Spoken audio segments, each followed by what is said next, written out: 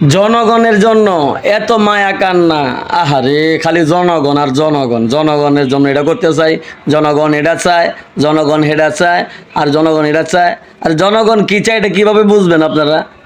জনগণ চায় কি? জনগণ কোথায় থাকে? না, জনগণটা থাকে কোথায়?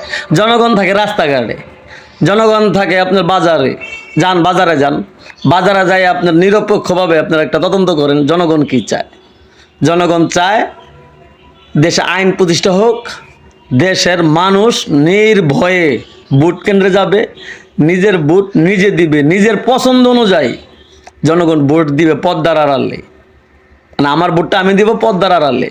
হ্যাঁ, আমি যাবো, আমি আপনার এজেন্টের সামনে ভোট দিতে হইব, ঘাট দুরা বাইর করে দিব, এটি জনগণ চায় না। জনগণকে খালি ব্যবহার করে সব দল, সব দলই জনগণকে ব্যবহার করতে চায়। আর জনগণ, আমাদের মতো জনগণ আমরা ব্যবহার হয়ে যাই কিসের জন্য? গণতান্ত্রিক দেশ, 100 জন মানুষের ভিতরে যদি 2 জনে ভোট দিবার 3 জনে ভোট দেয়, ওইটা আপনার হয়ে যায়। আরে আর এই বিচার নাই দেশে, বিচার নাই কারণে মানুষের ভোট কেন্দ্র যায় না, দূর ভোট দিয়ে কি করুন। এই জন্য বাংলাদেশের জনগণ কি চায় এটা সবার আগে বুঝতে হবে। বাংলাদেশের জনগণ কি চায়? বাংলাদেশের জনগণ চায় সংস্কার।